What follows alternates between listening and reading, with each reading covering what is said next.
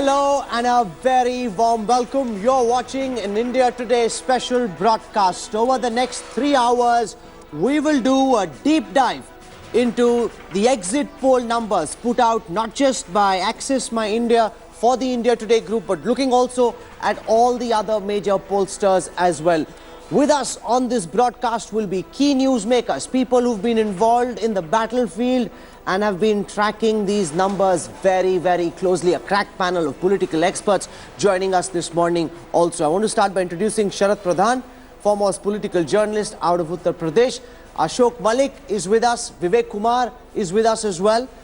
I want to introduce our special guests joining us on this broadcast, starting with Omji Mathur. Om Mathur is the General Secretary of the BJP. He is the party's organizational man in Uttar Pradesh, the person who spearheaded the party's strategy on the ground in this state. It is his reputation, it is his organizational skill that is at test in UP. Also with us on this broadcast, Sambit Patra of the BJP, Juhi Singh of the Samajwadi Party, Manisha Priyam, our political analyst. I want to start by putting out first and foremost the Access My India, India Today exit poll data for Uttar Pradesh.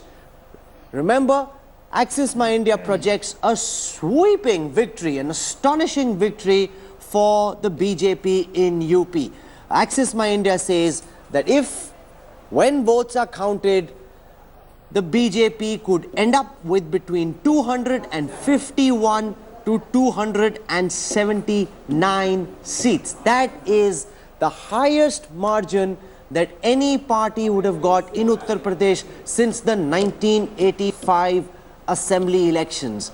Remember, in 1985, N.D. Tiwari led the Congress to 269 seats. Since then, no party has crossed 250. The maximum was the Samajwadi Party, which picked up 224 seats in the last election. So here's the seat share projection for Uttar Pradesh.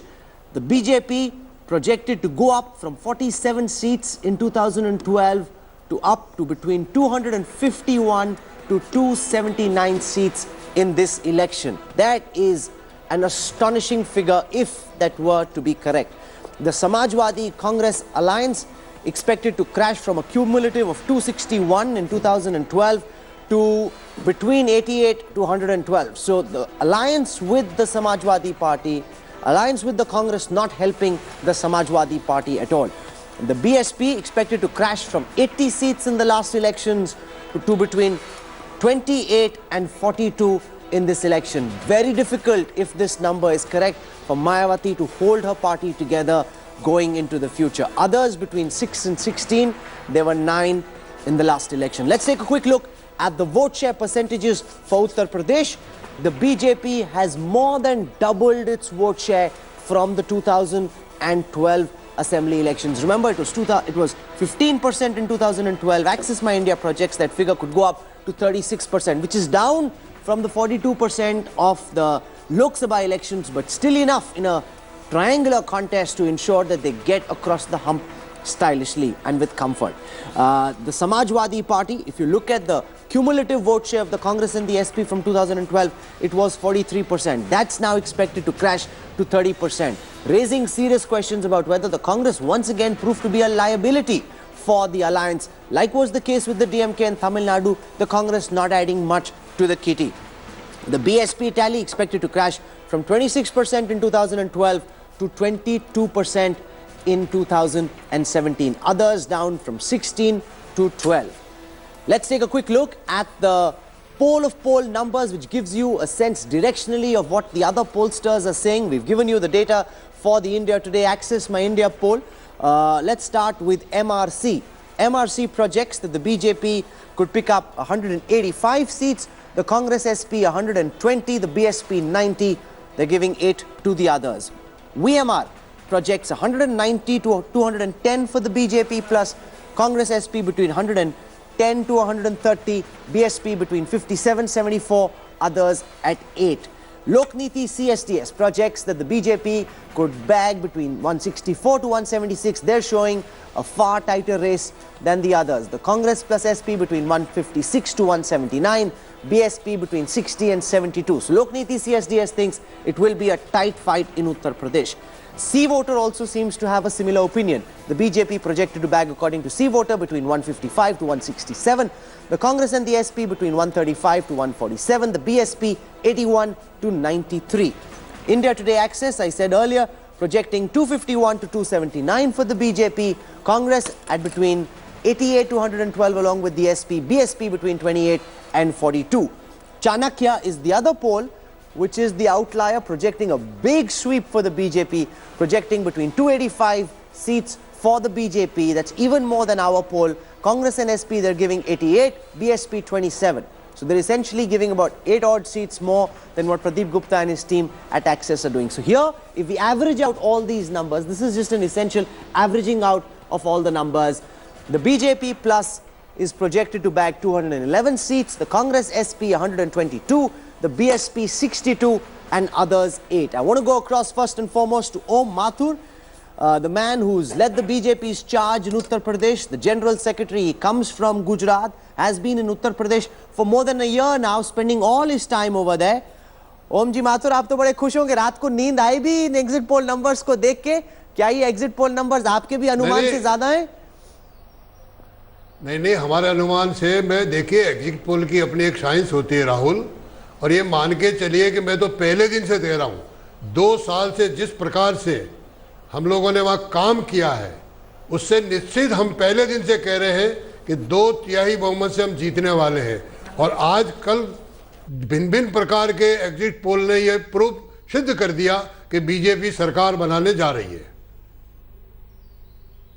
कि माथुर, मैं चर्चा करना चाहता हूं उत्तर प्रदेश के जातीय समीकरण। I want to take a look at the caste cauldron. One of the reasons for the kind of sweep that the BJP is getting in this exit poll data seems to be a big consolidation of the non-Yadav OBC vote. If we were to look at the vote shares for the Kurmis, the Lodhs and the other non-Yadav OBCs, it seems that's where the BJP is picking up a lot of votes. Remember, these are communities which in the 2012 election to a great extent seem to have backed the Samajwadi Party. That seems to have changed. There are the numbers now. 57% of the Kurmis, 63% of the Lodhs, 60% of the non-Yadav OBCs. The SP, the Congress, getting only 17% of the Kurmi vote, 14% of the Lodh vote, 16% of the non-Yadav OBC vote. The BSP, only 13%, 10% and 10% amongst the other communities. So essentially, Om Mathur, if the BJP were to do well, like this poll is saying, the fact that you've put together a rainbow coalition, including the non-Yadav OBCs, क्या आप मानेंगे कि वो एक बड़ी वजह होगी अगर ये एग्जिट पोल का डेटा सही निकलता है तो? देखिए, सबसे बड़ी वजह है आदरणीय प्रधानमंत्री जी ने पिछले जो 2.5-3 साल में जो गरीब कल्याण की योजनाएं जनता के बीच में दी, तो ये जो सारी आप बता रहे हैं जातीय समीकरण, इनके सबके मन में एक भाव पैदा हुआ कि क्यों नहीं प्रधानमंत्री की योजनाएं मेरे गांव, घर, झोपड़ी तक पहुंचे। और क्योंकि लोगों ने महसूस किया है कि आज़ादी के बाद पहली बार कोई गरीब कल्याण की सरकार केंद्र में आई है, और इसलिए ये जो जितनी भी जातियाँ थी, मैं आपको बताता हूँ, आप कल का इंतजार करिए, बाकी जो छूटी जाति भी बहुत अच्छी मात्रा में हमको वोट मिला है। और कुल मिला करके हमने जो 2 साल मेहनत की उनके बीच में, आप कल्पना कर सकते हैं, खाली उज्ज्वला योजना से उत्तर प्रदेश में हमारी 55 लाख गरीब माताओं को हमने रसोई गैस दी है। ये कुल मिलाकर के ऐसी सारी योजनाएं थी, चाहे वो जनधन योजनाएं हो, चाहे वो यूरिया खाद के को एकदम से खुल के लोगों तक पहुंचाना हो, चाहे वो एम्स का गोरखपुर का मामला हो, चाहे वो गोरखपुर के बंद पड़े 27 साल का कारखाने का शुरुआत करना हो, ये योजनाएं जो थी, इसलिए गांव गरीब कल्याण की योजनाएं थी। ये सरकार ने सिद्ध कर दिया एग्जिट पोल के माध्यम से कि केंद्र की सरकार गरीब कल्याण की सरकार है। जी माथुर, इस डेटा से एक और चीज निकल के आती है, वो ये कि कांग्रेस से अलायंस करना समाजवादी पार्टी के लिए ज्यादा फायदेमंद नहीं साबित हुआ। The data actually shows that if you look at the last opinion poll done by Access My India for the India Today group right before the first phase of elections, the Samajwadi Party at that time had momentum. Two things seem to have gone against Akhilesh. One, the fact that he went and embraced once again characters like Shivpal Yadav, his uncle, those in the Mulayam camp who people had a negative perception about, people like Gayatri Prajapati, and therefore they said, okay, so what's new? If he's going back to these people, what will be different if Akhilesh gets elected the next time? The other thing that seems to have worked against Akhilesh Yadav, despite his relatively positive pro-development image, is the fact that he had the Congress with him. Now questions will be raised going forward, oh Mathur, whether the Congress is a liability. It happened in Tamil Nadu where the DMK felt in the end that they gave too many seats. आपको लगता है कि अगर ये पोल का data suggest करता है कि अगर अखिलेश अकेले लड़े होते तो आपको ज्यादा टक्कर देते, क्या आप ये मानते हैं? Akhilesh by himself would have been a tougher competitor? नहीं, देखिए पहले दिन से अखिलेश डिफेंस में थे। आज से 6 महीने पहले अखिलेश जी ये बोल रहे थे कि मेरा काम बोलता है, मैं मेरे विकास के आधार पर सत्ता में आऊंगा पुनः। लेकिन जैसे जैसे हमारी परिवर्तन यात्राएं चली, अखिलेश जी को महसूस हुआ कि मैं अकेला नहीं इनसे टक्कर ले पाऊंगा, इसलिए उन्होंने ऐसी कमजोर पार्टी की बैसाखी ली। मैं तो पिछले 15 दिन से कह रहा हूं कि ऐसी कमजोर बैसाखी उन्होंने ली जो पूरे रास्ते भी शायद चल पाएगी कि नहीं चल पाएगी, और इसलिए उनका धीरे धीरे हर दृष्टि से हमारा काम जैसे जैसे फैला, और जिस प्रकार से इन्होंने 5 साल में कुशासन किया है उत्तर प्रदेश में, हमने खाली एक मेल आईडी दी थी हमारे राष्ट्रीय अध्यक्ष जी ने कि जहां जहां भूमि कब्जा किया है वो हमको भेजे। आदरणीय नेताजी मुलायम सिंह जी को अपने वर्कर्स मीटिंग में कहना पड़ा कि जमीन कब्जा करने से आप सत्ता में नहीं आओगे। इसका मतलब हमने जो कहा वो सही निकला। और ये जो पिछले 4 महीने से उन्होंने एक ड्रामा रचा परिवार के झगड़े का, ये मात्र ड्रामा था।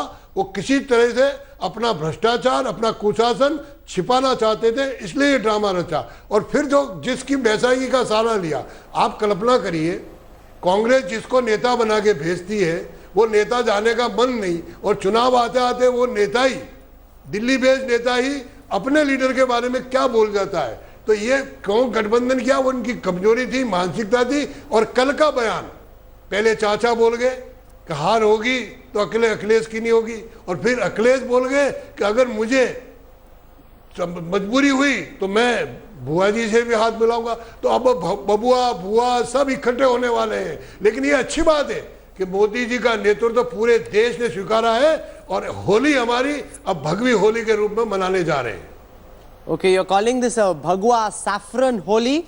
Tell me, as the person who has a very important role in this question, if this data is correct and the BJP gets the kind of comfortable majority the exit polls are projecting, who will be the next chief minister of Uttar Pradesh? The poll seems to suggest that Swami Prasad Maurya, your state unit chief, played an important role in consolidating the non-Yadav OBCs. Being a Kushwaha himself, the fact that the BJP wants to transform itself from being an upper caste and trader-dominated party, that seems to have worked in your favor. Is Swami Prasad Maurya the front runner to be the... Is Keshav Prasad Maurya the front runner to be the next chief minister of Uttar Pradesh? देखिए, कुल मिलाकर के आप result आएगा कल, party का कार्यकर्ता मुख्यमंत्री होगा और हमारा पार्लियामेंट बोर्ड तय करेगा। आप इसके भी नाम नहीं से उलझे, आप पार्टी का कार्यकर्ता, ये तो आप मान रहे होंगे सरकार हमारी बन रही है। नहीं, मैं तो सिर्फ एग्जिट पोल का डेटा दिखा रहा हूँ।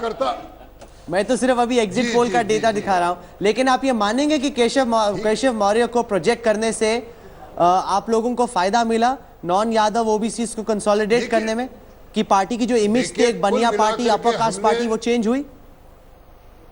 देखिए, कुल मिलाकर के आदरणीय प्रधानमंत्री जी की जो योजनाएं थी, राष्ट्रीय अध्यक्ष जी का जो संगठन कौशल्य था, और हमने जो बूथ तक मैनेजमेंट किया, और उसमें पॉलिटिकल जितने मैनेजमेंट हमको चाहिए थे हम लोगों ने किए, और इसलिए हम पहले दिन से कॉन्फिडेंस थे। हम 1,47,000 बूथ तक पहुंचे। Okay, you're claiming that it's the organizational strength of the BJP that helped. Let's take you through how the data has changed. I will compare this exit poll data now with the previous opinion polls done by Access My India for the India Today group. So if you compare, remember we've been starting polling in October 2016, December 2016, January 2017, and then in March 2017, and it seems fairly consistent. Take a look at this. In 2012, in the assembly elections, the BJP had only 47 seats. If you were to compare Lok Sabha trends and superimposed them on assembly data, then the BJP would have picked up 336 seats in the 2014 Lok Sabha elections. The October opinion poll by Access said that they will get 170 seats, 170 to 183. In December, Access said they'll get 206 to 216. Then that crashed in January 17 to between 180 to 191. The reason it fell is because that's when Akhilesh and Rahul were coming together. In the end, though, Access is saying they'll project 251 to 279. यानी कि काफी कांटे की लड़ाई थी ओम माथुर जी. अगर ये जनवरी का महीना का जो डेटा है वो दिखा रहा था कि मोमेंटम आपकी तरफ से फिसल रहा था, मोमेंटम अखिलेश की तरफ बढ़ रहा था, उसको रिवर्स करना, ये बाद में अगर ये डेटा सही निकलता है तो काफी स्टडी होगी कि वो रिवर्स कैसे किया गया मोमेंटम. राहुल, आप मुझे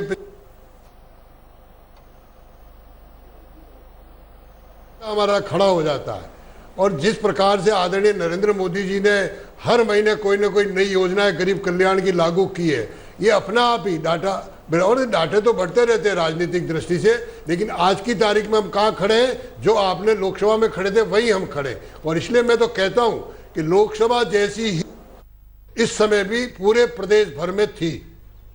I'll leave it there. Om Mathur, thank you so much for joining us and sharing your thoughts on the exit poll data.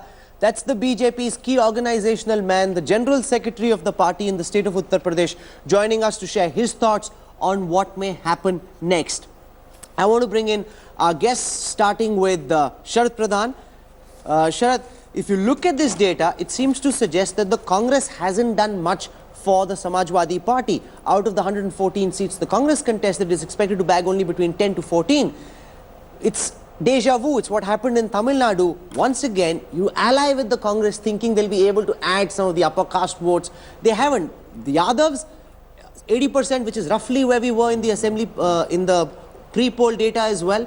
Muslims, 80% for the alliance, which is just slightly more than what they had earlier. So the Congress not really doing very much for the Samajwadi Party. You know, the objective behind this alliance was to consolidate the Muslim vote. To that extent, they have succeeded. If this hadn't happened, probably the vote would have split more towards the BSP. In which case, they would have probably... No, but Ashok Malik, surely the purpose of the alliance wasn't just to consolidate No, but Muslim largely votes. it was. It was also to try and bring some of the youth votes in. Across age groups, the BJP leads over the Samajwadi Party. I'll pull that data out for you just now.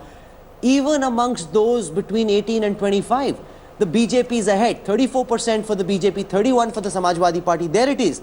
The age group data. Remember, there's a lot of thought that the BJP might struggle amongst the youth. Between 18 to 25-year-olds, the BJP has 34% of the vote share. The Samajwadi Party Congress Alliance has 31% of the vote share. And other age communities also, it shows the same amongst all other age groups, the BJP is ahead. So Akhilesh was hoping, Ashok Malik, for a youth dividend. That doesn't seem to have happened. See, broadly, if you look at the numbers for the SP and the BSP, they have stuck to their base vote. The SP is, the base of the SP is a Yadav Muslim consolidation. That has been true for 20 years. In a sense, Akhilesh has inherited it from his father and retained it and reached, if these numbers are correct, reached 100 seats or whatever it is. He has not got an incremental vote. The Congress has added nothing to his tally. It's been a complete fiasco, if these numbers are correct. The BSP has won 20% of the vote in 2014, has won 22% this time, if these numbers are correct, and has got his base vote. The only party, we keep calling the BJP an upper caste party and all of that, but whenever the BJP has won big in UP, as far back as 1991 under Kalyan Singh, it has got a substantive OBC vote. The OBCs in UP can be divided into two categories: Yadavs, Kurmis, who are the upper OBCs, the more prosperous OBCs, and then there are the MBCs, who are the less prosperous OBCs, some of whom have gravitated towards the BSP in the past 20 years. In this election, the BJP has consolidated all of those, again, if these numbers are correct, including getting some MBCs who used to traditionally vote for the BSP.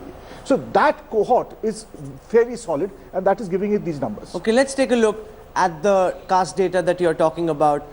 We'll start first with the OBC vote share. Access My India projects for India today that the BJP could bag 58% of the OBC vote. The Samajwadi Party Congress only 18% of the OBC vote. and the BSP only about 11%.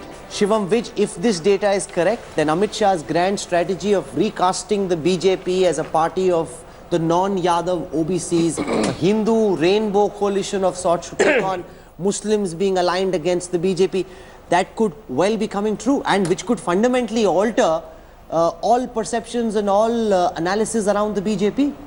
Well, yes and no. No, because the same strategy did not work in Bihar. And UP it's working because, as Ashok Malik says, a lot of the communities who've been traditionally voting for the BJP since the 90s, it was not Amit Shah but Govindacharya who originally added these communities to the BJP and kind of saffronized them. What happened in the 2000s was that as the BJP declined, a lot of these people did not have their BJP to vote for. So they drifted between SP and BSP, and wherever they put their hand more heavily, that person won. Now that the BJP is back, it's kind of their default party is, back. So I would not credit Amit Shah too much with this. I think, in fact, speaking to these communities, one felt that these communities are more fascinated by Prime Minister Modi than even upper caste. Upper caste say I'm voting BJP, but non-Yadav OBC say I'm voting Modi. Okay, I want to go across to Juhi Singh. Juhi had a nice, pleasant smile when we saw her. Juhi, I'm glad that you're smiling still. What's the buzz in the Samajwadi Party camp after this data is out? Because we've already seen Akhilesh give an interview to the BBC where he talks about tying up with Buaji. Yeah. He's not speaking like much of a winner. If somebody thought he was winning, he wouldn't be talking about allying with people he doesn't like. I think I've heard the interview and a question was asked, and he said that at the moment some of the exit polls were predicting a hung assembly, as far as my information was, and he said if the exit polls really come true and there's a hung assembly, then we will not allow precedence rule to be imposed in UP. All the parties would not like it. Otherwise, these are numbers, and they've been collected with due diligence and a lot of technology, but they are numbers. And sometimes a win or a loss in UP, it's a difficult state, can really be made by just a less than 1% vote. So we'll wait till 11th till we really talk about or analyze any of the factors which would prove this exit poll true or any other exit polls true, with all respect to all the work. I want to show our viewers where the Samajwadi Party Congress Alliance seems to be getting its numbers from in this poll. If you look at the Muslim vote share, the Access My India data suggests that the Samajwadi Party Congress Alliance is picking up about 70% of the Muslim votes, which is roughly what the Samajwadi Party was picking up even by itself. BJP bagging only 2% of the Muslim vote, SP Congress bagging about 70% of the Muslim vote, BSP picking up only 16. So yes, it's prevented too much of the Muslim vote going away to the BSP, but it's not added very much more than what the SP was getting by itself. If you look at the Yadav vote share, that's the other community which is solidly in support of the Samajwadi Party Congress Alliance, where the BJP picks up only 7% of the vote share, the SP Congress picking up about 80% of the Yadav vote share, BSP picking up only 2%. The problem for you, Juhi Singh, seems to be that the Congress didn't add very much to the kitty. You were hoping that some of that traditional upper caste votes would come to you. That didn't happen. You thought that Akhilesh would be able to get some of the youth vote. That didn't happen. So people will say, आपका ये slogan था कि UP को ये 7 पसंद है. Maybe if this exit poll data is concerned, UP को 7 नहीं पसंद था. Rahul, again, I'm sure we'll be talking about this the whole day tomorrow. So I'll really hold my opinions on that matter कि UP को ये 7 पसंद था कि नहीं था या हमारा काम बोलता था कि नहीं था.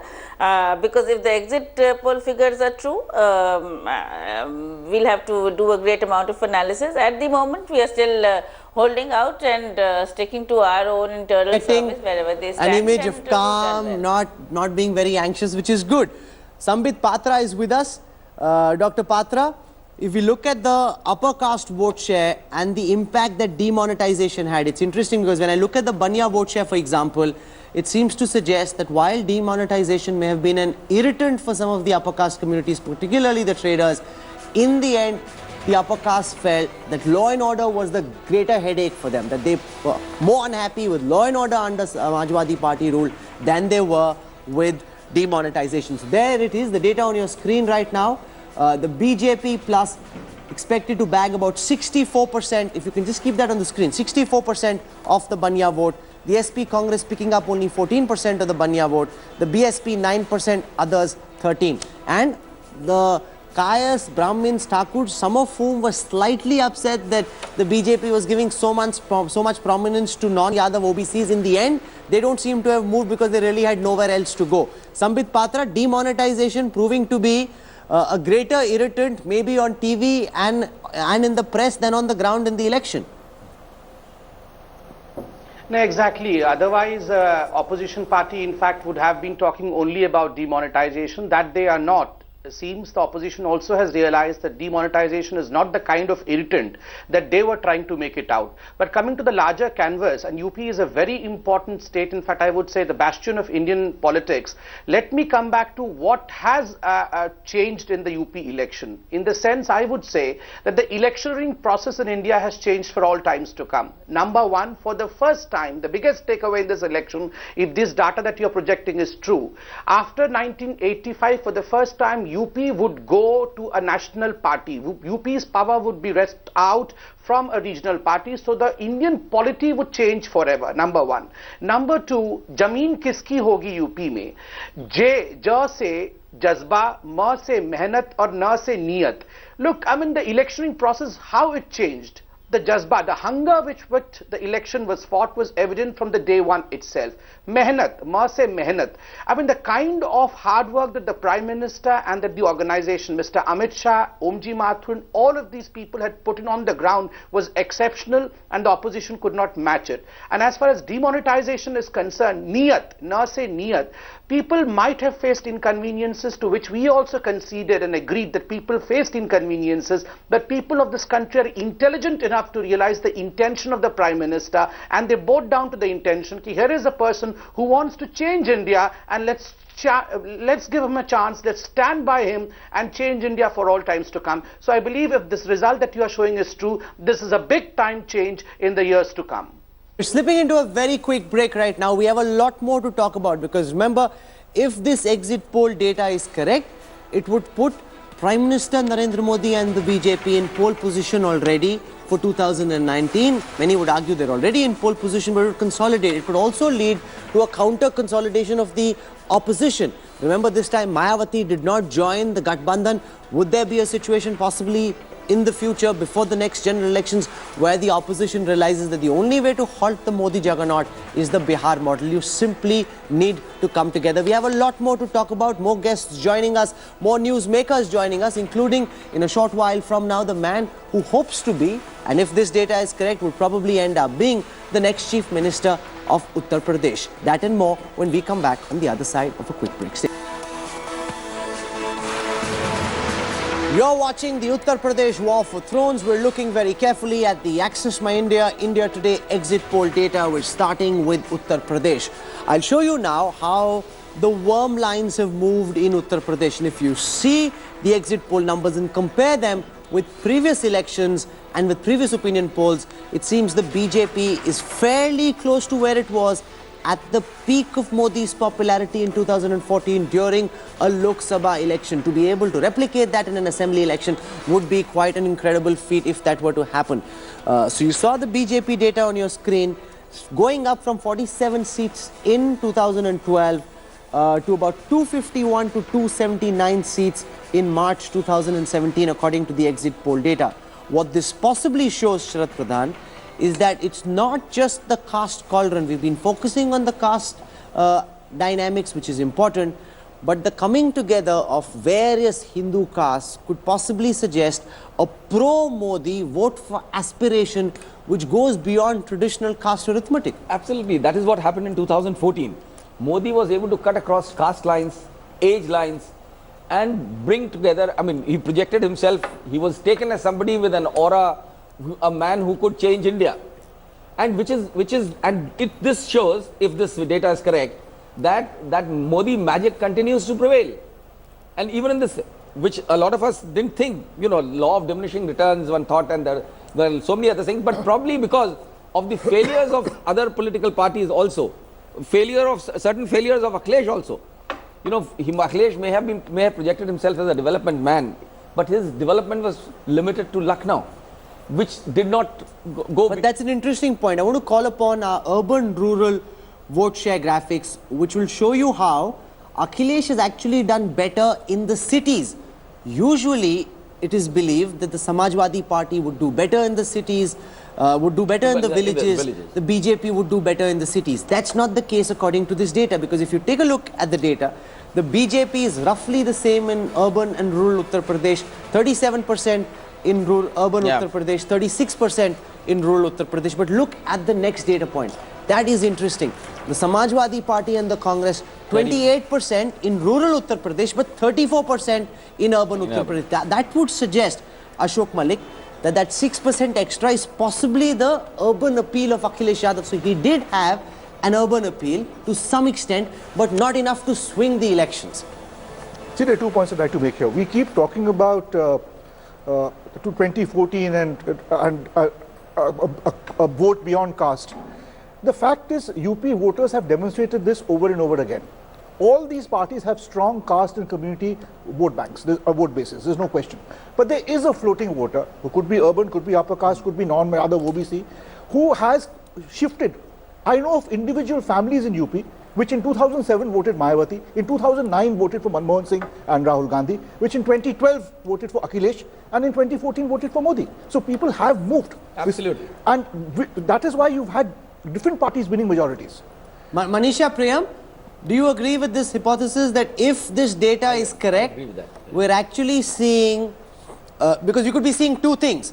We could be seeing a Hindu consolidation because of all of what we saw, Kabristan, Shamshan. That's one way of looking at it. That's what some people will say, that the Muslims polarized towards the SP, the non-Muslims. There was a Hindu rainbow coalition that Modi and Shah were able to stitch. That's one way of looking at it. The second way would be that traditional caste arithmetic and the traditional analysis about caste is breaking, and we're seeing the coming together of at least a Hindu aspiration vote beyond traditional caste lines. What would be your assessment? I think the latter. And the more important reason is to understand why does the Hindu aspirational caste or class, whatever you want to call it, come together. If you see, it's not just the MBCs, it's not just the non-Jata Dalits who've come together to vote for the Bharatiya Janata Party. It's also the poor amongst the upper caste. If you look at the Purvanchal wave that has built up, a large part of the labor class, a large part of the lower middle class that is really stuck in place. Modi has in a sense hit out at the failings consecutively of the Mayawati government, of the Akhilesh government. He's hitting out, for example, at the urban educated but unemployed youth and the structures of educational mafia, the Nakal mafia. Don't underestimate these things. So in a sense, in building the Rainbow Coalition, he's not just had an Hindu appeal, he's also had an aspirational appeal that if you're stuck in place, here's a party that can deliver. Besides this, a very strong focus at the bottom of the quintile, which has come not just through the Ujjwala. Remember also when I was speaking last night to the Gorakhpur labor group that I speak to, for them the Kisan credit cards, the Kisan Karz Maafi and the Bharosa that Mr. Modi can indeed deliver. So Mr. Modi's package has indeed been focused really on a large caste class coalition that has not been served by the Mandal parties, by the social justice parties, and I think he's been able to strike good there. The Hindutva or the Hindu flavor has just been a flavoring on the top, but in a sense it's the aspirational castes, it's those that have been left out of either the core focus of Mayawati's rule or Akhilesh's rule. That's what has been addressed. And data seems to suggest, Sambit Patra, is that the non-Yadavs of Uttar Pradesh, the non-Muslims, so essentially apart from the Yadavs and the Muslims, everybody seemed to feel neglected under the Akhilesh rule.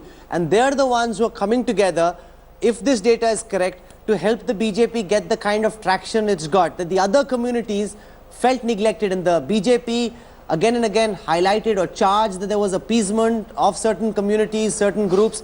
That seems to have found some resonance by people feeling that yes, it was indeed that way. Dr. Patra. Definitely, Rahul, you're absolutely right, and you have hit the nail at the right place.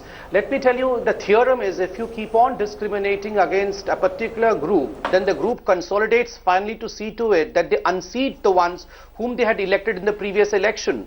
And Mr. Modi was absolutely right, because he spoke very candidly. He picked up from the ground what the people were thinking, and he spoke their mind. Because in Uttar Pradesh, anyone who stays in Uttar Pradesh goes to a police station, they realize that the police stations in Uttar Pradesh have become breeding grounds of discrimination. They have in fact been converted into offices of Samajwadi Party. And I'll tell you my personal experience. When I talk to my friends, they say that if a Muslim and a Yadav pick up a fight and they go to the police station to sort out the problem, then the police makes it a point that then the Yadav suffers and the Muslim is the one which gets the benefit of being a Muslim. I think, Prashant, there are a lot of discrimination, even voters, between according to Yadavs this and exit Muslims, poll data, seem to have believed that the non-Yadavs, non-Muslims of UP were being discriminated against, that the Akhilesh government was essentially a government of the Yadavs and the Muslims. No, I think if this data is correct, what it is showing is that like 2007 and 2012, the party which wins a decisive majority needs to build a coalition of castes beyond its core support base. Absolutely. And the BJP has been able to do it because of the issues that you mentioned and by stoking resentment or stirring up the resentment that probably already exists. But Rahul, I wanted to bring up something else. On the urban-rural data that came up, we talked about SP expanding its base in cities. But what's very interesting to me is that BJP has got 36% vote share in rural areas, and that shows BJP is expanding its base in rural pockets. Yeah. And you know, one of the things that BJP did was that, and I was just looking at some data, put up in the district panchayat elections, out of 3,100 seats, BJP contested in 2,800 seats with candidates close to the party. They won to 347 seats, they lost 324 seats by 100 votes, and they came second in another 300 seats. What did it do? It registered the party's presence in the rural landscape. It created 2,800 rural leaders of the party, out of which 1,000 or more were influential leaders. So there has been a concerted push by the BJP not only to reach out to non-Yadav OBCs, that social expansion, but the territorial expansion that has happened. And that is very significant. That is paying dividends. That's the point, I think, that Om Mathur was also making, that the BJP fought the election as if their life depended on it. When we were traveling in Uttar Pradesh, very often I came across Congress leaders sitting inside their five-star hotels and spending large parts of the day over there. Whereas whether it was Amit Shah, I think apart from living, breathing elections, Ashok, that's pretty much all he's done for the last year. The Prime Minister's personal prestige being put at stake. Most would say, you're Prime Minister, you don't really need to do this. If this backfires, it won't look good on you. There'll be commentary from The Economist to the New York Times. These people don't care. For them, victory is important and they're prepared to go all out to try and make it happen. No, there was certainly a hunger in the party. The party is a very solid electoral machine today. You must realize that unlike certain previous prime ministers we've had, Manmohan Singh and even to some degree Mr. Vajpayee, who was a genial old-fashioned politician who was Delhi-based, Modi is a 24/7 politician who thinks electorally. He's come up the hard way. He's come up from the ground. He's been organizing elections even when he was younger. He was doing years ago what Amit Shah is doing today, organizing elections. So he thinks electorally. He likes the heat and dust of elections, and he took a big risk by putting his personal credibility on the line. And well, if it pays off, good for him. Shiva? But this one other point I'd like to make. You know, UP is the cauldron of caste politics or social politics and the sociology of politics. And frankly, I think UP's voters are way ahead of us journalists and armchair pundits. In what way? UP since at least 2009 has been telling us repeatedly that it is moving beyond mandalization. I'm not saying caste is not important. Caste is still important. But it is experimenting beyond mandalization, experimenting well beyond Mandir. We are the ones who keep going back to the same rubrics we have. This election proves once again, and as 2009 did, as 2012 did, that people are thinking beyond Mandal or beyond the old regional identities which, which dominated politics. This exit poll also throws up very serious questions about the BSP. If this data is correct, and remember, the BSP has been underestimated in previous exit and opinion polls, so we will hedge our best just for this time being. But I want to run now data number 11, which is the SC/ST vote share, and I want to talk to Vivek Kumar about it, because what this data seems to suggest is, while Mayawati is largely holding on to her Jatav vote share, amongst the non-Jatavs, the BJP is making serious inroads. There it is, the data on your screen right now. Access My India projects that the BSP will bag about 77% of the Jatav vote share, but it will bag only 43% of the non-Jatav vote share. The BJP will bag only 9% of the Jatav vote share, so they haven't cut into the Jatav so much, but they'll bag almost 1/3 of the non-Jatav votes, which means, Vivek Kumar, if this data is correct, the BSP could essentially be resigned to being a party of the Jatavs, Mayawati's own community, and she's losing her appeal as a leader of the Bahujan Samaj. I think that's the right way to put, because actually the Bahujan movement, which she had taken from Kanshiram, she tried to move it to Sarjan. But now after 2007, that Sarjan formula is not working, and even Bahujan is going away, especially the backward classes which used to be there. And I'm talking about most backward classes like Rajbhars, Bins, Pals and others. I think they are also not coming to them, to her. And that's what's the panic button is. You study the BSP, Yeah. you spend so much time with Mayawati herself. Why do you think communities like the Rajbhars of Eastern UP, who've been so solidly with the BSP in the past, I are think- moving away? Why are the No. Mauryas moving away, for example? Yeah, I think actually what once they came to BSP, their aspirations of independent assertion started emerging, and that's why we see. No, but they're not getting Suhail independent was- assertion in the BJP either. It's collective No, yes, you see that aspiration in the Suhail Rajbhar party is an independent party. Similarly, the Peace Party among the Muslims, the backward Muslims, has emerged an independent party. So as soon as they get power, they also want to have insertion, which they are not getting in BSP, because you know that BSP, as insulated it is not giving much of the representation for leaders Does to it show, emerge. Prashant, that Mayawati is possibly totally cut off from how elections are being held? She got hammered in 2014. If this data is correct, I'd had very serious concerns about the existence of Mayawati as a political force in the future. No, I mean, if this data is correct, I think Mayawati faces a real crisis. And what it shows is that her politics, and politics that's confined primarily to Delhi and Lucknow, she doesn't even go to districts between elections. When she is in opposition, she doesn't wage any movement. She leaves the Dalits to her fate almost. She has not created a second generation Dalit leadership. She has not created a leadership from these different communities which were a part of the broader Bahujan Parivar. So I think, And she's the fact lost, that Shivam, people like Brajesh Pathak, people like Swami Prasad Maurya, people who were part of the committee. People every election. Actually, the trouble is, The committee that she not has, new. the That's all not new. community, Now even your poll, which I believe underestimates BSP as most polls do, says 22% in 2017. Now that's a huge vote share to have. You cannot write off the BSP, number one. Even if they lose this election, you cannot write it off. Two, on the ground what we saw was that because everybody in every constituency knows the BSP has a core vote share, the BSP is always an option, and I think it will remain an option even if they lose this election. Because they have an ability to transfer their vote, which say No, the but Congress Ashok, does my not. question is, just their own core vote share means nothing unless you get a Rahul. top-up vote. No, I agree. The So, BJP she- also needs to top up its votes, I upper completely- caste I agree traders with you. plus something. What I'm trying to say is- BSP is not getting that plus something. Where's the top-up What I'm vote trying to coming say is from? That's what actually Even they where her tried. base vote is They concerned, tried for Rahul, even Muslims. she has lost a bit of her base vote on account of demonetization, which we are overlooking. You know, the divide that demonetization forged between the haves and have-nots. The have-nots came, a large chunk of them belonged to they were supporters of the BSP. And they are the ones who were praising Modi on account of demonetization. I think that is Rahul, the problem is that on the ground, the BSP is the best party, the best organized party. Sure. It gets, it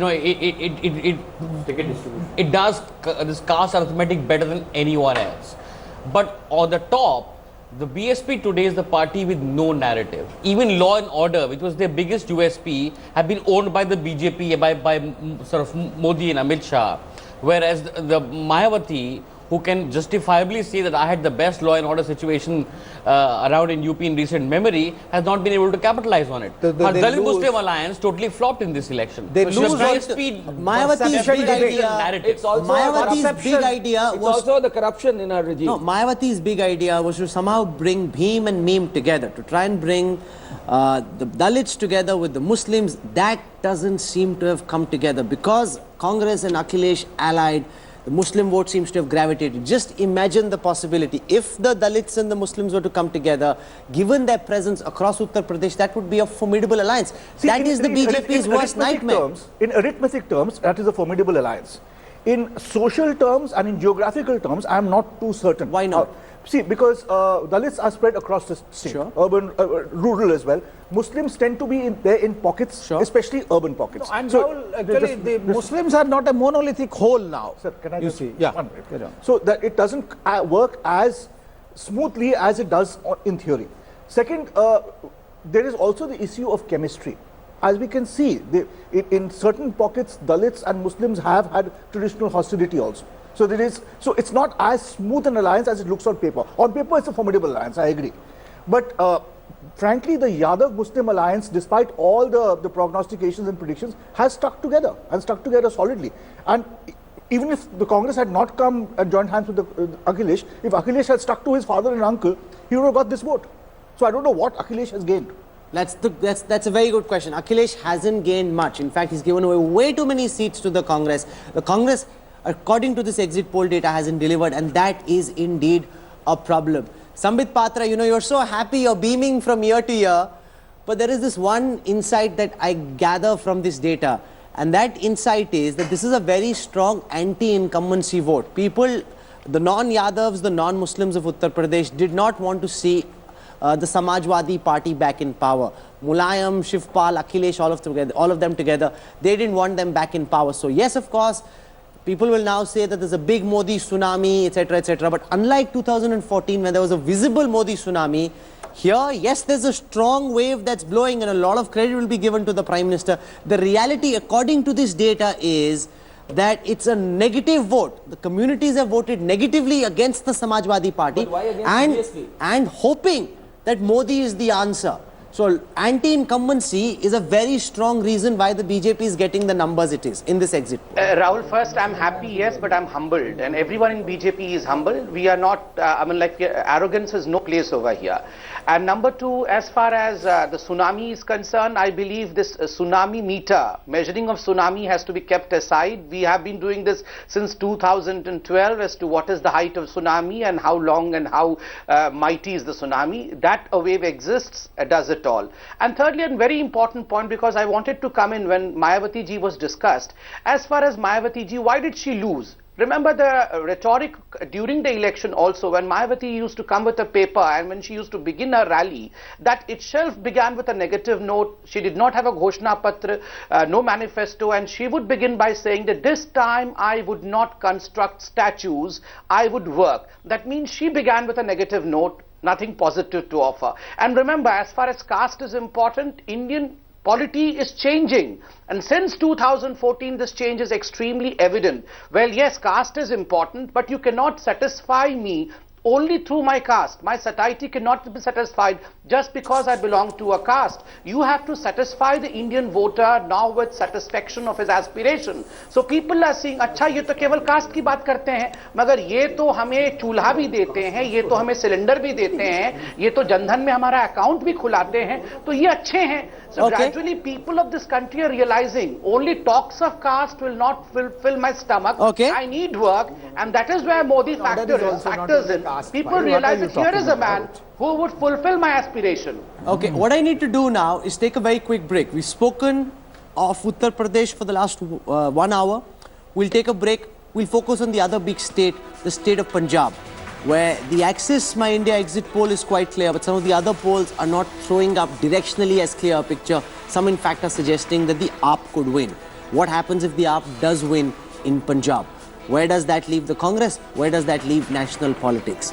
Also, we'll focus at a little later on Uttarakhand and in Goa and Manipur. India Today is the only group that's actually commissioned an exit poll for Manipur. We'll bring you the numbers from there. So there is a silver lining in these numbers for the Congress. Projected leads in Manipur and in Punjab. We'll have guests from these states joining us when we come back on the other side of a very quick break. You're watching in India Today special broadcast, The War for Thrones. Welcome back. You're watching an India Today Axis My India exit poll special presentation. We've discussed Uttar Pradesh in great detail. I'll now focus on Punjab. This is the other very crucial election where if the Aam Aadmi Party were to win, it would fundamentally alter the future of Indian politics in my view. So let's take a look at what Axis My India is projecting for Punjab, and then I will take you through what the other exit polls are saying. Axis My India projects that the Aam Aadmi Party will bag between 42 to 51 seats in Punjab. This, to my mind, is a very, very strong debut by the Arvind Kejriwal-led AAP in Punjab. Axis My India projects that the Congress could bag between 62 and 71. Remember, 59 is what you need to form a government. 62 to 71 suggests that the pollsters, the pollsters at Axis My India believe that the Congress would be through, would get a simple majority. The biggest defeat, a total hammering at the hustings, awaits the Shiromani Akali Dal BJP combine. Their tally projected to crash from 68 to just between 4 and 7. This would be a huge embarrassment for Sukhbir Singh Badal and for his father Prakash Singh Badal. Let's now take a look at the vote share data, which throws up interesting insights into where these votes are coming from. Axis My India projects that the Aam Aadmi Party could bag about 34% of the vote share. Again, as I said, picking up 1/3 of the votes in your first election is a very, very strong beginning for AAP. The momentum clearly was on AAP's side, but as I'll show you just in a moment, maybe not enough. Axis projects that the Congress will bag about 36% of the vote share, which is down 4% from the last time, but still fairly substantive given that you have a new force. So the Congress has by and large held on to its vote share from 2012. It hasn't surged beyond what it had last time. It's held on to its vote share. The Akali BJP combine, the biggest losers, crashing about 25% from 42% last time to 17% this time. A huge decimation for the Akalis. Let's now take you through the poll of poll numbers. This is the exit poll data by Axis for India today. I take you through the data put together by other pollsters. Let's start with MRC. MRC projects that Akalis will be down to 7. The Congress and the AAP, they believe, are locked in a dead heat at 55 each. So MRC suggesting a very, very close fight in Punjab. Lokniti CSDS suggests that the Akalis will do better than the other pollsters are suggesting. They're projecting 19 to 27 for the Akalis. Congress between 46 and 56, AAP between 36 and 46. They're saying nobody gets a full majority. Lokniti CSDS believes it will be a hung house in Punjab. India Today Access, I already told you about, projecting a clear majority for the Congress, giving them more than the halfway mark between 62 and 71. They're projecting a hammering for the Akalis. Chanakya as well, projecting a dead heat. Remember, Chanakya was projecting a big victory for the BJP in UP. They're projecting a dead heat in Punjab, 54 each for Congress and the Aam Aadmi Party. C voter is the outlier here. C voter is actually predicting a victory for the Aam Aadmi Party. They're projecting between 59 to 67 seats in Punjab for the AAP. Remember, if Punjab is won by AAP, C voter would be the only pollster to have predicted it, predicting between 59 to 67, suggesting that they would be forming a government by themselves. Here is the poll of polls. If I average out, remember, poll of polls is no science. It's very amusing. I saw on some TV channels, they were saying we have the most scientific poll of polls. That's just, anybody who understands any amount of statistics will say that's a joke, because there is no science to poll of polls. You take all the polls together, you average them out, and this is what you get. So the poll of polls suggests 54 seats for the Congress, 52 seats for the Aam Aadmi Party, just a 2-seat gap. All polls directionally suggest that the Akalis will get hammered at the hustings. Where are these numbers coming from? Let's focus on that for a moment. I want to take you through the region-wise breakup. I also want to introduce our guest joining us this morning, India Today magazine's editorial director, Raj Chingappa. He's been editor in Punjab, was born in Punjab, always very proud of his Punjabi background. Raj Chingappa is joining us this morning. With us also is Rajdeep Sardesai, GVL Narasimha Rao, is with us this morning. If the data is correct, he'll catch us and say, I projected that there would be a big Modi wave. You didn't believe me when we met in Uttar Pradesh. He'll have full bragging rights on the 17th. Also, HS Bais is an advisor to the Akali government. Thank you very much to our guests for joining us. I want to take you through the region-wise data. We'll start with Majha. Majha is in the north-east part of Uttar Pradesh. In Majha, the Congress is doing very well. The AAP very weak in Majha. Remember, one of the reasons why the AAP is not winning the election, in fact, the only reason the AAP is not winning the election is because it's not doing well across the state. It's doing well in pockets, not doing well in others. In Majha, the AAP is picking up only 22% of the vote share. The Congress expected to bag a whopping 48% of the vote share. Majha is where Amritsar is, Gurdaspur, Taran Taran, the northern parts of Punjab, which is also where Sidhu comes from, which is where Sardar Singh Chotepur came from the Aam Aadmi Party. He was evicted from AAP. Maybe that went against the Aam Aadmi Party in this area. They simply didn't have enough presence on the ground. In Majha, if you look at the seat share, Access My India projects that the Congress will bag 21 seats, AAP will bag only 2 out of the 25 seats of Majha. Let's now come to Doaba. Doaba is where there are lots of scheduled castes. Doaba is also where you've got a lot of NRI influence. If you look at the vote share data for Doaba, here again, it's a tighter fight with the Congress well in front. 38% vote share for the Congress in Doaba, 31% for the Aam Aadmi Party. So the AAP doing well in Doaba, but still trailing the Congress. 31% for the Aam Aadmi Party, 38% for the Congress, 16% for the Akalis. If you were to look at the 23 seats of Doaba and break it up, in this part of Punjab, the Congress has done much better than the Aam Aadmi Party. Access My India projects that AAP will pick up 5 seats out of the 23 in Doaba, 14 seats out of 23 for the Congress. The Akalis not even opening their account in Doaba. That would be mighty embarrassing for Sukhbir Badal. It's in Malwa where a whole different election seems to have been fought. Very different from the other 2 regions. Remember, Malwa is the biggest pocket of Punjab, 69 seats here.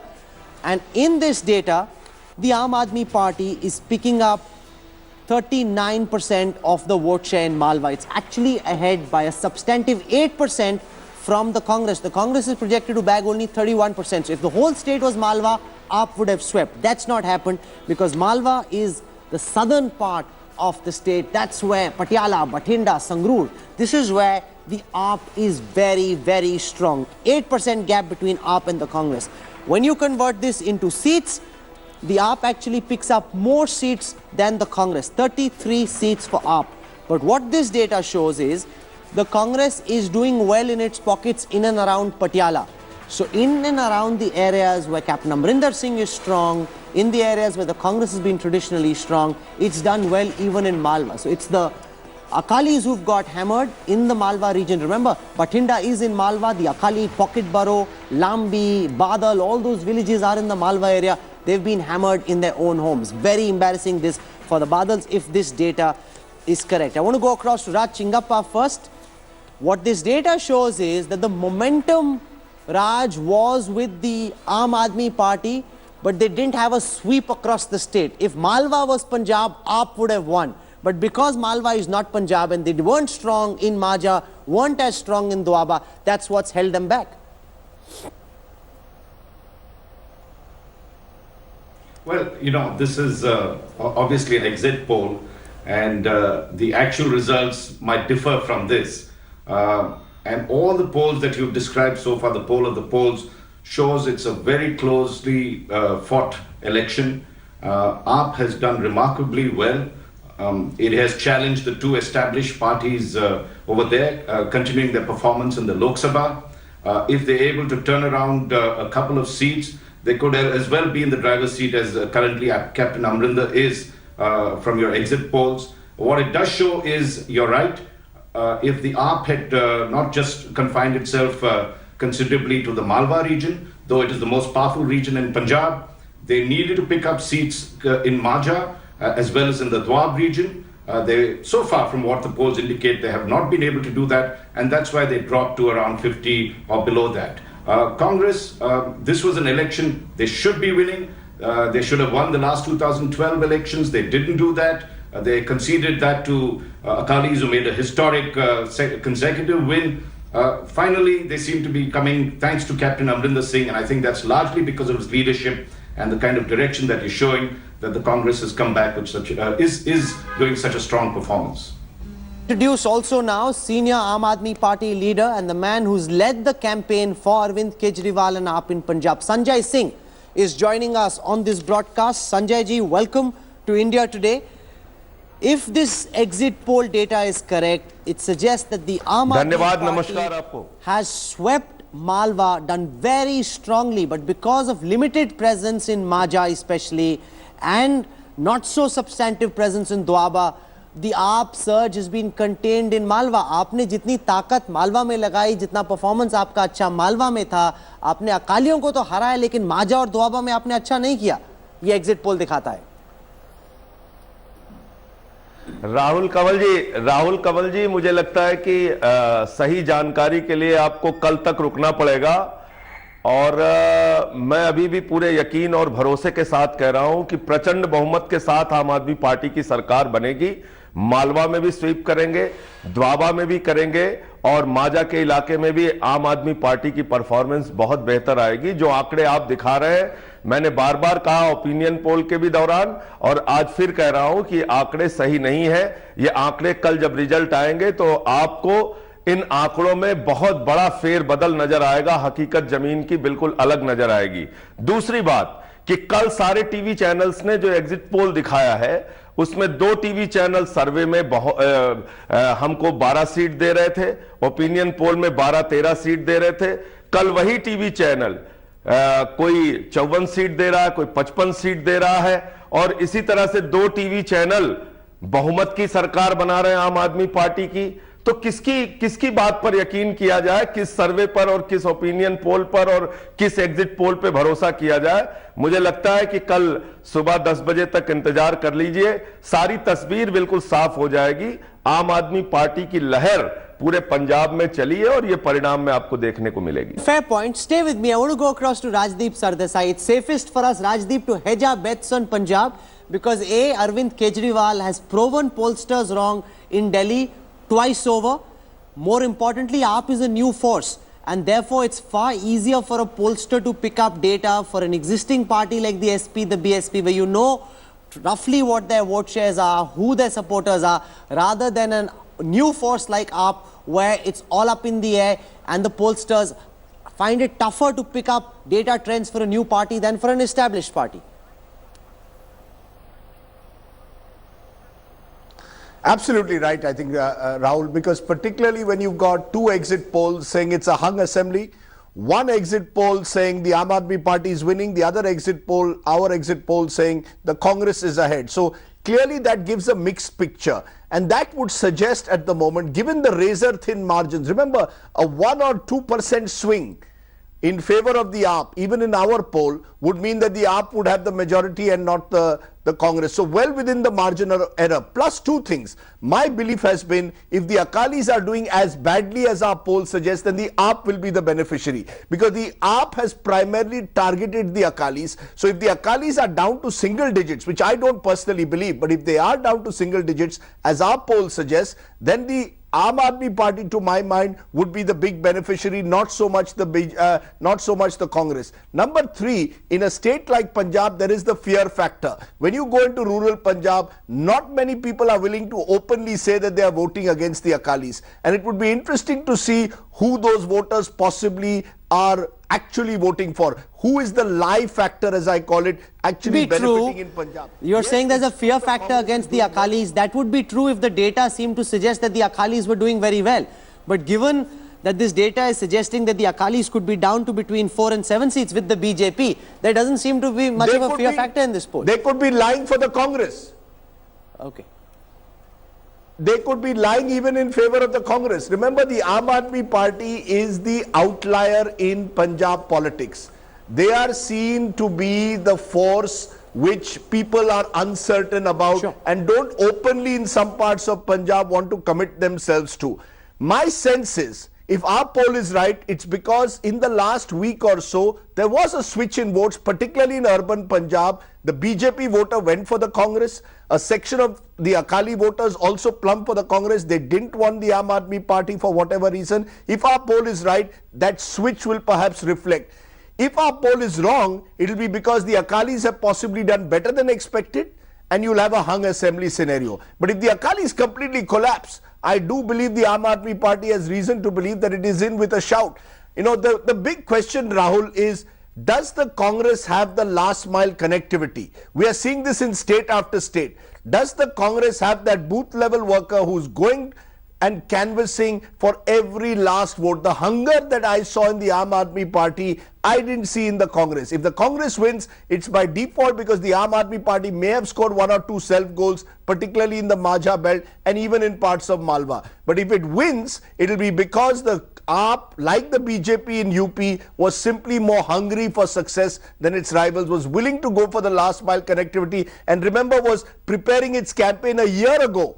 Unlike the Congress, which only anointed Amrinder Singh just a couple of weeks before the actual polling day. So I think that could about be to some the benefit self-goals of by the Aam Aadmi Party, and that's a very good question. I want to put that to Sanjay Singh. Sanjay ji, ये exit poll का data दिखाता है कि अगर आपने नवजोत सिंह सिद्धू को संभवतः लिया होता, अगर सरदार सिंह छोटेपुर को आपने पार्टी से नहीं निकाला होता, वो माजा रीजन से आते हैं, वहाँ पे उनका दखल है, उनको वहाँ पे हैंडल करना था इलेक्शन, केवल 2% का गैप है हमारे पोल में आपके और कांग्रेस के बीच में।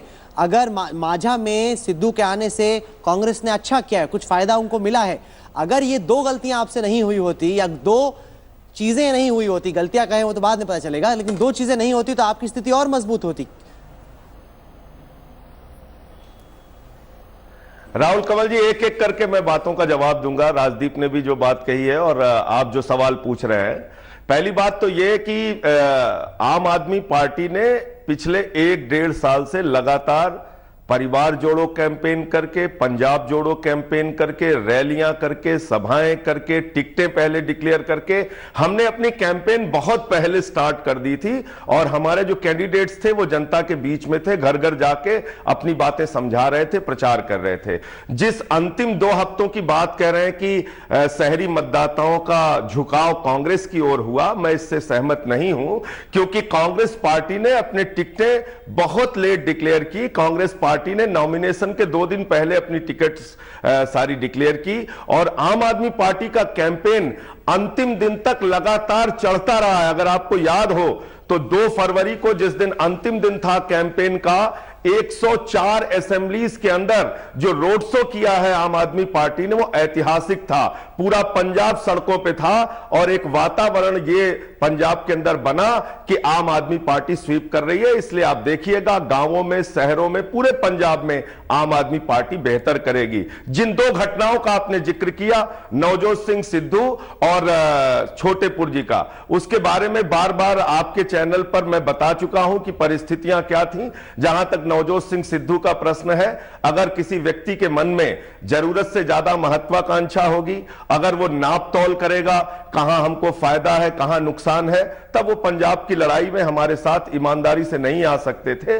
और इसी कारण से उन्होंने जिस कांग्रेस पार्टी को वो 84 का दोषी मानते थे, जिस कांग्रेस पार्टी को वो मुन्नी से ज्यादा बदनाम कहते थे, उसी कांग्रेस पार्टी का दामन उनको पकड़ना पड़ा और इसके कारण से नवजोत सिंह सिद्धू की पूरे पंजाब में छवि भी खराब हुई है। दूसरी बात, आपके टीवी चैनल के सर्वे के बारे में मैं राहुल कंवल जी कहना चाहता हूं। 2013 में आम आदमी पार्टी को आपने 6 सीटें दी थी। 2015 के चुनाव में पहले आपने 18 दी और अंत में एग्जिट पोल में आपने 32-33 सीटें दी। फिर जो भी आपके आंकड़े रहे, हर बार आपके आंकड़ों को, आपके टीवी चैनल को आम आदमी पार्टी के बारे में दिए गए, मैं आपको सिर्फ ये बता दूं संजय जी, ये नहीं शर्मिंदा होना पड़ता है। मैं आपको एक चीज बताऊं, one second, can I just clarify this? No poll stuff. First and foremost, this is not India Today data. This is data by the Axis My India. Just one second. A healthy distance is important. This is not data compiled by anybody at India Today. This is data compiled by Axis My India for India Today. We have absolutely no say in the data or in his findings or how he does his survey. He comes, he gives us the numbers, we air those. Right, But I accept, and I said this at the beginning, Sanjay ji, that pollsters have been wrong. Pollsters have been wrong about AAP in the past. That's because it's a new formation and it's tough for a pollster to get the new formations vote share right. But Sanjay ji, आप ये सोचिए ना, कोई जानबूझ के थोड़ी, अरे Sanjay ji, pollster की तो इज्जत दाव पे है. आप कह रहे हैं कि हमें भी शर्मिंदा होना पड़े. कोई पोलस्टर जानबूझ के तो अपना डेटा गलत नहीं करेगा ना. वो तो जितना बेस्ट हो सकता है वो करने की कोशिश करेगा. जानबूझ के थोड़ी कोई गलती गलत करेगा. Can I ask him a question? तो कल कम से कम एक्सिस वाले को अपने टीवी पर बैठाल के ये जरूर कहलवा दीजिएगा कि उनके आंकड़े झूठे थे और आगे से वो ठीक करेंगे, ऐसा कहलवा दीजिएगा. नहीं, वो तो कहलवाना ही पड़ेगा. Shivam Vij has a question for Sanjay ji. Sanjay ji, 10 बजे के बाद. संजय जी, कांग्रेस ने जो जॉब कार्ड लाया पंजाब में आखिरी टाइम पे, उससे क्या आपको नुकसान हुआ है? क्योंकि आपने भी फिर उसको कॉपी किया, तो उससे साफ लगता है कि आपको उससे थोड़ी सी परेशानी हुई. अच्छा, तो आप हमारी कैंपेन को, अगर आपने हमारी कैंपेन को पूरा फॉलो किया हो, तो हमने पहली बात पंजाब डायलॉग के माध्यम से हर सेक्शन ऑफ सोसाइटी की प्रॉब्लम अपने मैनिफेस्टो में रखी, उसको कैसे सॉल्व करेंगे ये बहुत क्लियर कट उनके सामने बताया. जहां तक आप जॉब कार्ड की बात बता रहे हैं, जॉब कार्ड जितना कांग्रेसियों ने बांटा उससे ज्यादा आम आदमी पार्टी के लोगों ने जॉब कार्ड बांटा है और घर घर में हमारे भी जॉब कार्ड गए.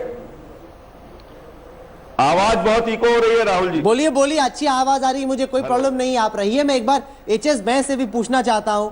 He is the advisor to the Akali government. He is feeling neglected. The voters seem to have neglected the Akalis as well. I'm coming back to you just in a moment. Mr. Bass, what's the mood in the Akali camp? All the exit polls, they may be confused about whether Congress is winning or AAP, but all the exit polls are clear. Directionally, they're suggesting that Akalis are headed for a hammering at the hustings.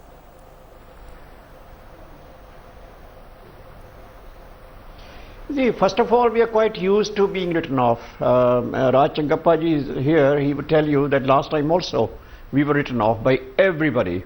In the last 4 elections, in the last 20 years, we have not been given a chance by any pollster, and we have formed government 3 times out of 4. So therefore, as far as the Akali Dal is concerned, I would still, hold my horses and wait till tomorrow. But looking at your percentages, you are telling that the Congress is getting 39% in Malwa region, and the vote share difference between Aam Aadmi Party and the Congress Party is 8%. Now you take it from me, if there is 8% difference between Congress and AAP, then you can forget about Congress. Then it's AAP all the way, because 8% gap is such a huge gap that it would mean a clean sweep. Therefore, I don't see how the Congress can win how the Congress can win, and not sweep. I mean, not just win. How the Congress can not sweep. I will explain, Mr. Bass, why the data shows. That's a good point that you've raised. You're talking about Malwa. You're asking why there's a 8% vote share gap between Congress and AAP, and yet the AAP is not sweeping Malwa. The reason for that is a lot of the AAP's vote share seems to be concentrated. So where they're winning big. In seats like Bathinda, seats like Sangrur, they're winning spectacularly. Essentially, a lot of that vote is getting wasted, but they're very weak in other districts, in other pockets like Maja, in Doaba, they're weak. So where they're winning, there's a sweep, there's a tsunami where they're winning. But the Congress is holding on in pockets in and around Punjab. Rajpura, for example, they're holding on over there in and around where the captain comes from. Therefore, even though there's a big vote share gap, it's not translating into seats. I have a lot to talk about, but I'm coming back to you, Mr. Bass, in a very quick moment because I'm taking a break. We'll have a lot more for you. We've got guests from across political parties with us. We'll continue talking about Punjab when we come back on the other side of a very quick break. Stay with us.